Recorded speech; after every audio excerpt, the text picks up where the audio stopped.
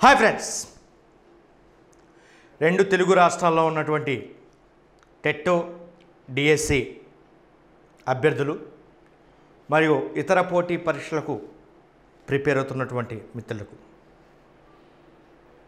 ఈ వీడియోలో మీకు చెప్పబోయేటటువంటి ముఖ్య అంశం ఏంటంటే రెండు రాష్ట్రాల్లో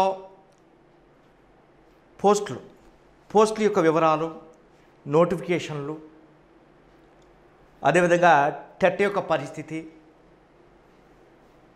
ఏ విధంగా ఉంది అనేటటువంటి అంశం మీద రీసెంట్గా వచ్చినటువంటి డేటాతో, ఈవెంట్స్తో మీ ముందుకి రావడం జరిగింది మిత్రులారా.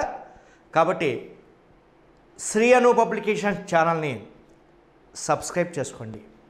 ప్లీజ్ సబ్స్క్రైబ్ చేసుకుంటే మీకు ఎన్నో కొత్త నోటిఫికేషన్లు, రకరకాల సిలబస్, వివిధ ఎగ్జామ్స్ సంబంధించినటువంటి సిలబస్ ఇవన్నీ కూడా మీకు యూట్యూబ్లోకి వస్తాయి.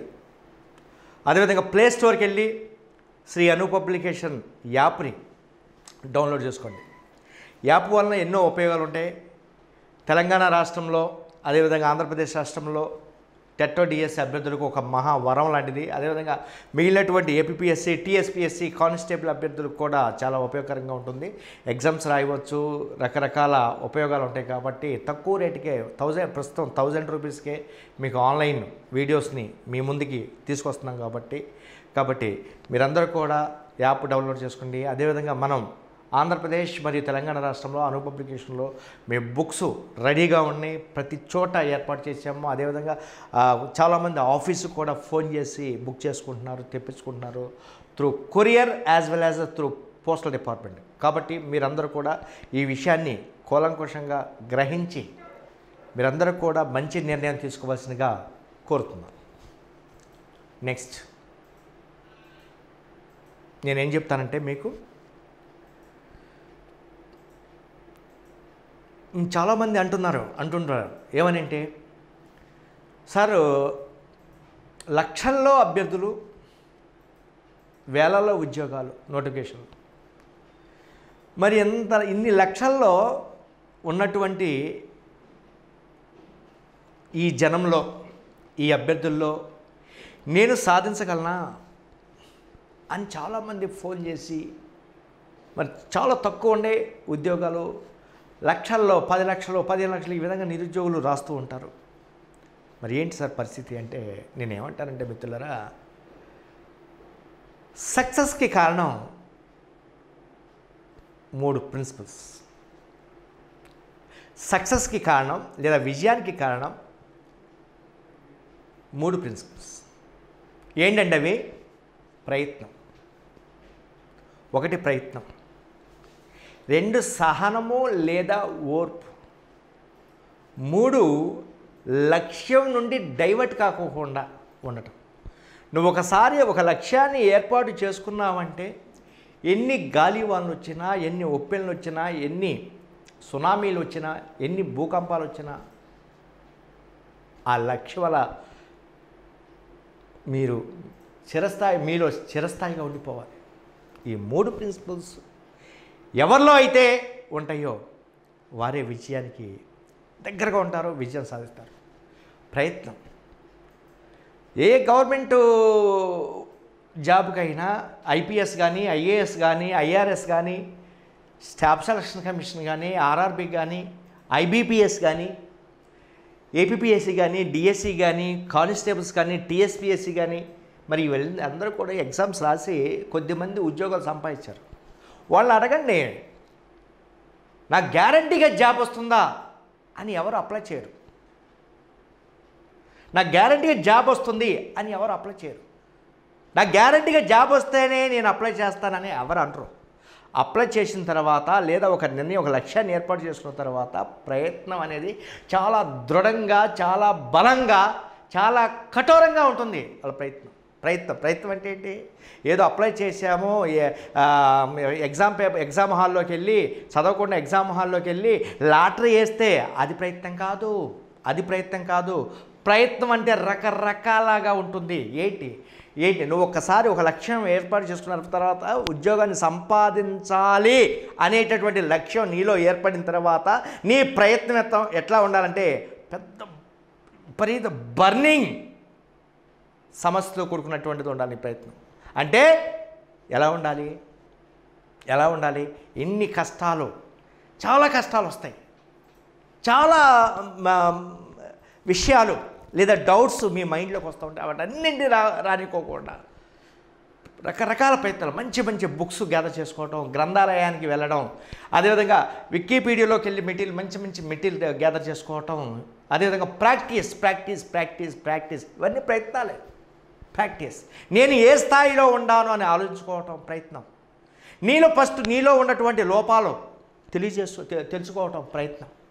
అవన్నీ తెలుసుకోవాలి. ఒక పర్ఫెక్ట్ పర్సన్ అయిపోవాలి నువ్వు. నేను ఉద్యోగానికి అర్హుడిని, నేను గ్యారెంటీగా సంపాదించగలుగుతాను అనేటటువంటి కాన్ఫిడెంట్ లెవెల్ నీలో పెరగాలి. అదే ప్రయత్నం. అంటే నీ యొక్క ప్రయత్నం అంత బలంగా ఉండాలి. అప్పుడు మాత్రమే నువ్వు సక్సెస్ అవుతావు, అప్పుడు మాత్రమే నువ్వు విజయం సాధిస్తావు.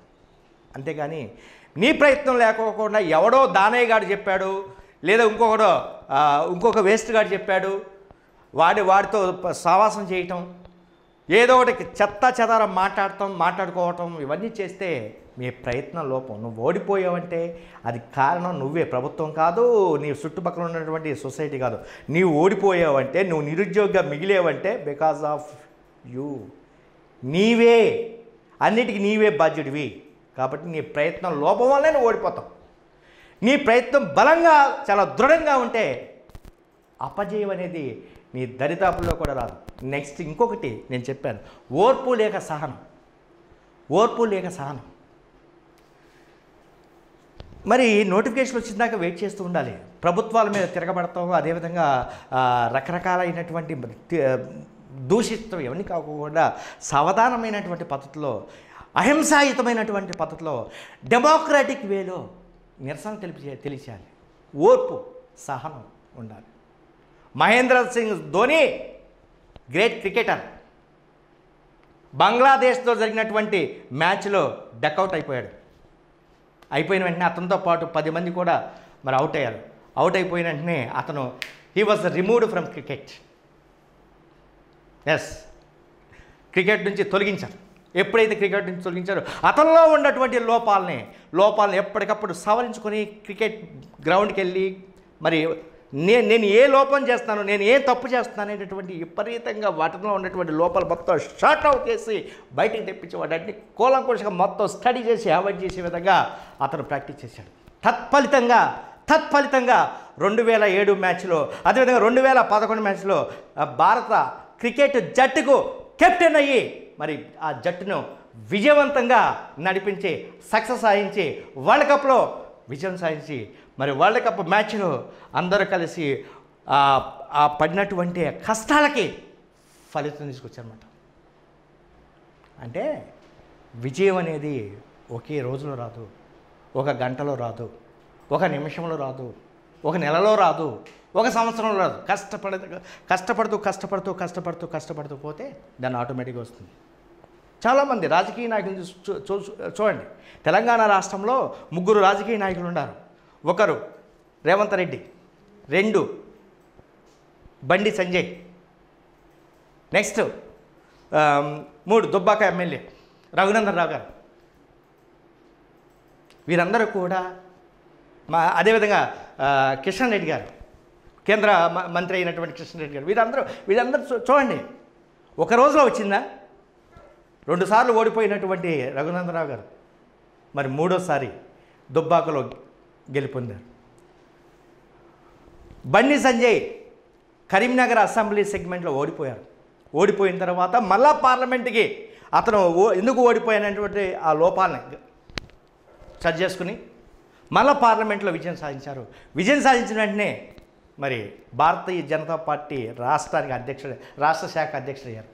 రేవంత్ రెడ్డి కొడంగల్ నియోజకవర్గంలో నేను తప్ప ఎవరు గెలవడానికి మరి చెప్పడం జరిగింది. మరి ప్రత్యర్థులు అతన్ని టార్గెట్ చేసేసి ఓడించారు. 10,000 మెజారిటీతో అసెంబ్లీ సెగ్మెంట్లో 2018 ఎలక్షన్లో ఓడిపోయాడు. ఓడిపోయినప్పుడు మరి కొంచెం బాధపడటం జరిగింది. తర్వాత అతని నియోజకవర్గం కాదు, వేరే నియోజకవర్గానికి వెళ్ళి మల్కాజ్గిరి, దేశంలోనే అతి పెద్ద నియోజకవర్గం అయినటువంటి మల్కాజ్గిరి పార్లమెంటు సెగ్మెంట్లో విజయం సాధించి మరి అత్యున్నత పదవి అయినటువంటి టీపీసీసీ అధ్యక్షుడయ్యాడు. కిషన్ రెడ్డి గారు మరి అంబర్పేట నియోజకవర్గంలో అసెంబ్లీ సెగ్మెంట్లో ఓడిపోయాడు 2018లో. తర్వాత సికింద్రాబాద్ కాన్స్టిట్యున్సీలో పోటీ చేసి విజయం సాధించి ఫస్ట్ కేంద్ర సహాయ మంత్రి, హోంశాఖకు కేంద్ర సహాయ మంత్రి అయ్యి, తర్వాత టూరిజం శాఖకు ఇప్పుడు ప్రమోషన్లో మరి కేంద్ర క్యాబినెట్ హోదాను సంపాదించినటువంటి వ్యక్తి.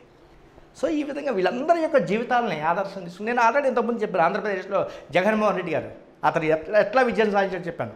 మరి వీళ్ళ యొక్క జీవిత చరిత్ర అన్నింటిని పరిశీలిస్తే ఎన్నో కష్టాలు, ఎన్నో ఈతి బాధలు, చెమటోర్చి మరి రకరకాలైనటువంటి సమస్యల నుంచి పైకి వచ్చినటువంటి వారు.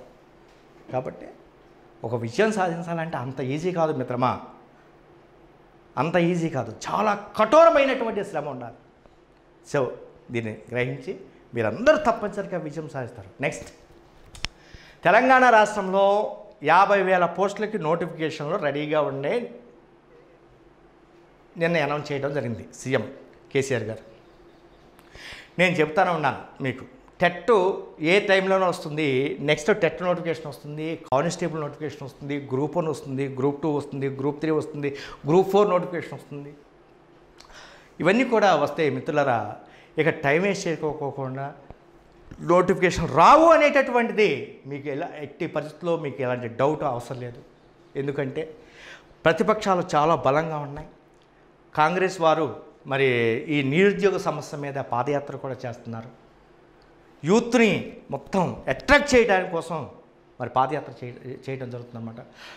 కాబట్టి యూత్ ప్రతిపక్షాల వైపు డైవర్ట్ కాకోకుండా ప్రభుత్వాలు ఏం చేస్తుందంటే మరి నోటిఫికేషన్ ఇస్తే దాని యొక్క ముఖ్య ఉద్దేశం ఏంటంటే యూత్ పాదయాత్రల్లో కానీ ఎలాంటి ఓట్లలోకి వెళ్ళకుండా, రాజకీయాల్లోకి వెళ్ళకుండా రూముల్లో ఉండి చదువుకుంటారు అనేటటువంటి ఉద్దేశంతో ప్రభుత్వాలు ఏం చేస్తాయంటే, ఇది రాజకీయ పొలిటికల్ జిమ్మిక్స్, ఇవన్నీ పాలిటిక్స్, తప్పదు, పాలిటిక్స్, రాజకీయాలు ఇవన్నీ. కాబట్టి ఉద్యోగాలకి రాజకీయాలతో ముడిపడి ఉంటాయి. కాబట్టి మీరందరూ దీన్ని ఈ మంచి అవకాశాన్ని చేజారనీయకుండా చక్కగా ప్రిపేర్ అవ్వాల్సింది కోరుతున్నాను. మన బుక్స్ ఆంధ్రప్రదేశ్ చెప్పాను మీకు, 3 బుక్స్ ప్యాకేజ్, తెలుగు, ఇంగ్లీష్, ఈ 3 ఒక ప్యాకేజ్. అదేవిధంగా తెలంగాణ రాష్ట్రంలో సైకాలజీ, తెలుగు, ఇంగ్లీష్ ఒక ప్యాకేజ్ ఇచ్చాం, ఇక్కడ ఒక ప్యాకేజ్ ఇచ్చాం. నెక్స్ట్ సైన్స్ కంటెంట్, ఇది ఏపీకి సంబంధించి, అదేవిధంగా తెలంగాణ రాష్ట్రానికి సంబంధించి కూడా మేము ప్యాకేజ్ ఇచ్చాము. సోషల్ స్టడీస్ కంటెంట్,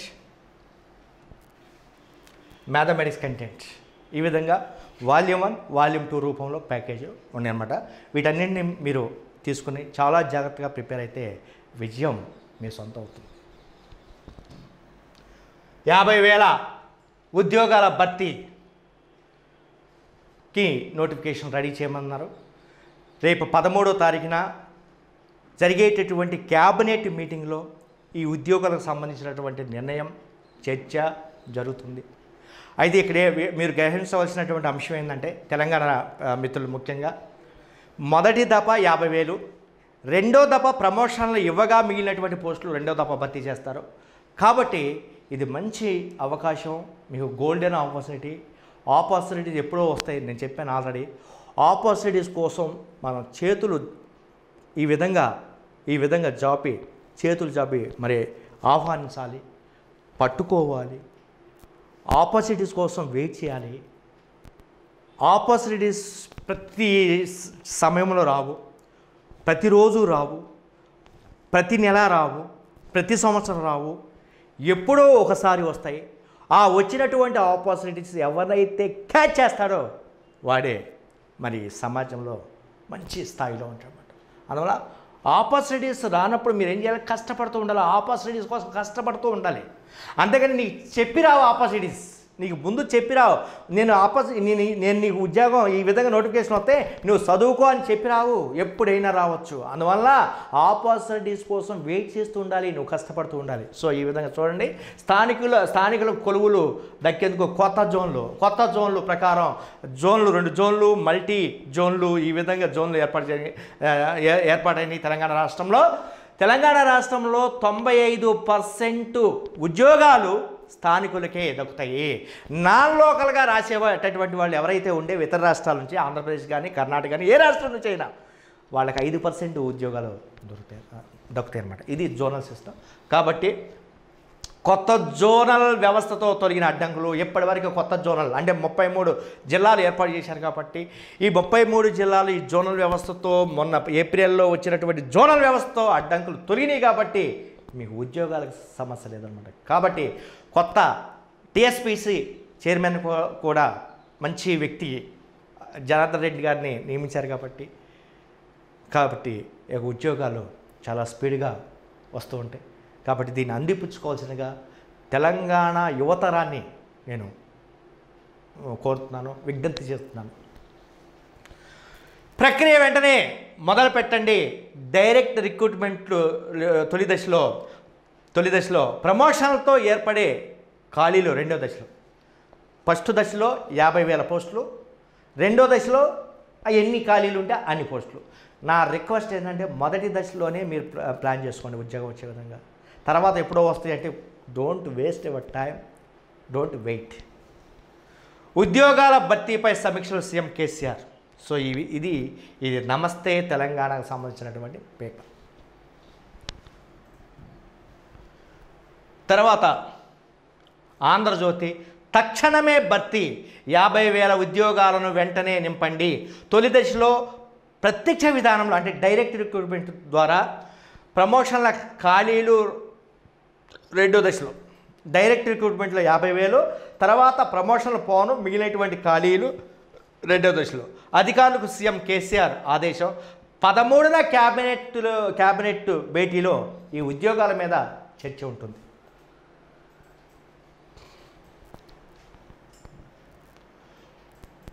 తొలి విడతలో పోలీసు ఉద్యోగాలు, మీకు చెప్పింది పోలీసు ఉద్యోగాలు తొలి విడతలో. తర్వాత ఇది ఆంధ్రప్రభకు సంబంధించినటువంటి న్యూస్. తర్వాత గ్రూప్ 4 ఉద్యోగాల భర్తీ, నియామకాలకు క్యాలెండర్. ఈ విధంగా ఏ ఉద్యోగాలను ఎప్పుడు నింపాలి అనేటటువంటిది ఇస్తూ ఉంటారట. అయితే నేనేమనుకుంటున్నానంటే 50,000కు సంబంధించినటువంటి నోటిఫికేషన్ ఒకేసారి ఇస్తాడు అనుకుంటున్నాను. ఎందుకంటే వాళ్ళకి మైలేజ్ రావాలి కాబట్టి ప్రభుత్వానికి ఒకేసారి 50,000 పోస్టులు వేసేవ అనేటటువంటిది వాళ్ళకి దక్కాలి. కాబట్టి నేనేమనుకుంటున్నానంటే ఒక డిఎస్సి తప్ప, డిఎస్సి ఎందుకు వేయరంటే ఇది టెట్తో ముడిపడి ఉంటుంది. కాబట్టి ఫస్ట్ టెట్ నోటిఫికేషన్ అయిపోయిన తర్వాత, టెట్ రాసిన తర్వాత డిఎస్సి ఇస్తారు. కాబట్టి డిఎస్సి తప్ప మిగిలినటువంటి నోటిఫికేషన్ రావడానికి అవకాశం ఉంది. అంటే డిఎస్సి కూడా వస్తుంది. డిఎస్సి టెట్ కండక్ట్ చేశాడంటే డిఎస్సి వచ్చినట్టే.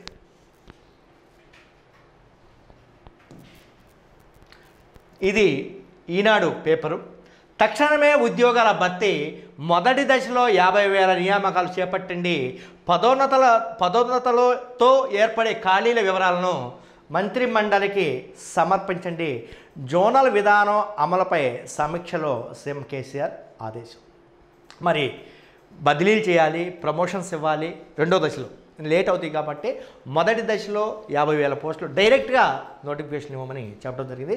అదేవిధంగా కొత్త జోనల్ వ్యవస్థ ఎప్పుడైతే వచ్చిందో దానికి సంబంధించినటువంటి సర్వీస్ రూల్స్ అవన్నీ తయారు చేయాలి. కాబట్టి తయారు చేసేసి ఇవన్నీ కూడా దీనికి సంబంధించినటువంటి నోటిఫికేషన్లు ఈ నెలలోనే రావడానికి అవకాశం ఉంది. ఇది 13న రాష్ట్ర మంత్రిమండలి సమావేశం. ఈ సమావేశంలో ముఖ్యమైనటువంటి ఏజెండా ఏంటంటే కొత్త జోనల్ విధానం, ఉద్యోగాల భర్తీ, పదోన్నతులు, కృష్ణా జలాల వినియోగం ప్రధాన ఎజెండా. భూముల ధరల పెంపుపైన నిర్ణయం. సైకాలజీ విభాగాన్ని కాసి వడపోసినటువంటి వ్యక్తి. నేను ఎందుకు ఇతని గురించి రోజు చెప్తున్నానంటే సైకాలజీ అనేటటువంటిది ఎవరికైతే ఆ సబ్జెక్టు చూసి భయపడతారో ఇతని యొక్క వీడియోసు, అన్పబ్లికేషన్ ఉన్నటువంటి వీడియోసు, అదేవిధంగా సైకాలజీ బుక్ని చూస్తే ఆ భయం అనేది పటాపంచలైపోతుంది. సైకాలజీ అనేది ఎంత ఈజీనా అనిపిస్తుంది. ఇదేనా సైకాలజీ, నేను 30/30 తెచ్చుకుంటాను అనేటటువంటి కాన్ఫిడెంట్ లెవెల్ మీలో పెరుగుతాయి. కాబట్టి ఇతను శివపాలి సారు, ఇతను ఫోన్ నెంబర్కి నేను డైలీ పెడుతూ ఉంటాను. 2 రాష్ట్రాల్లో ఉన్నటువంటి అభ్యర్థులు ప్రతి ఒక్కరు కూడా మీకు ఏ డౌట్ ఉన్నా మన బుక్ తీసుకుని, అదేవిధంగా మన వీడియోస్ చూస్తున్నటువంటి వారు, బుక్ చదువుతున్నటువంటి వారు, మీకు ఎలాంటి డౌట్ ఉన్నా ఇమ్మీడియట్లీగా ఫోన్ చేసి ఫ్రాక్షన్ ఆఫ్ మినిట్స్లో మీరు అడిగితే ఆ డౌట్ మరలా మీకు రాదనమాట. భవిష్యత్తులో ఆ డౌట్ రాదు. ఆ కాన్సెప్ట్ అనేటటువంటిది మీ మైండ్లో వ్యాపించిపోతుంది.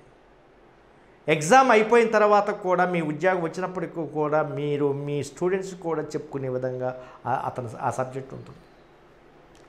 Be careful. సైకాలజీ అనేటటువంటి భయము ఎవరికైతే ఉంటుందో, ఈ సారు బుక్స్ రాష్ట్ర వ్యాప్తంగా 2 రాష్ట్రాల్లో ఉన్నాయి, అన్పబ్లికేషన్ ఆఫీసులో ఉండే ప్రతి చోట సర్వాంతర్యామి అన్నమాట.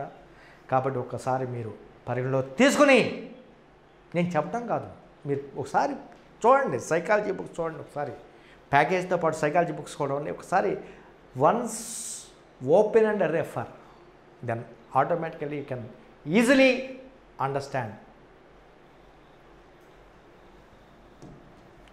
So this is Vishnumurthy, AVM director. అంటే నేను ఎందుకు వీరిద్దరిని పరిచయం చేస్తున్నానంటే, నేను ఏదైనా బిజీలో ఉన్నప్పుడు మీరు వీరికి ఫోన్ చేసి ఈ సబ్జెక్టుకు సంబంధించినటువంటిది ఎప్పటికప్పుడు మీరు డౌట్స్ అడిగి తెలుసుకోవచ్చు. మన తరపున వీరు పనిచేస్తున్నారు, అన్పబ్లికేషన్ తరపున వీరు పనిచేస్తున్నారు. కాబట్టి వీళ్ళని అడిగానంటే నన్ను అడిగినట్టే. సో వీళ్ళకేమైనా ఒకసారి తెలియకపోతే నన్ను అడిగి మరి ఇమ్మీడియట్లీ వాళ్ళు తెలుసుకుని చెబుతూ ఉంటారు. కాబట్టి మీరందరూ కూడా అన్పబ్లికేషన్ ఆఫీస్తో లింక్లో ఉండండి, వీరితో లింక్లో ఉండండి. కాబట్టి మీకు తప్పనిసరిగా మంచి మార్కులు వస్తాయి. ఈ కోచింగ్ సెంటర్ అనేటటువంటిది మరి నర్సీపట్నం దగ్గరలో ఉంది, కోటనందూరు. నర్సీపట్నంలో ఉన్నటువంటి ప్రతి అభ్యర్థి ఈ కోచింగ్ సెంటర్ ఇతన్ని అప్రోచ్ అవ్వండి. మీకు ఎలాంటి డౌట్ ఉన్నా ఇక్కడ క్లారిఫికేషన్ వచ్చేస్తుంది అన్నమాట. Thank you.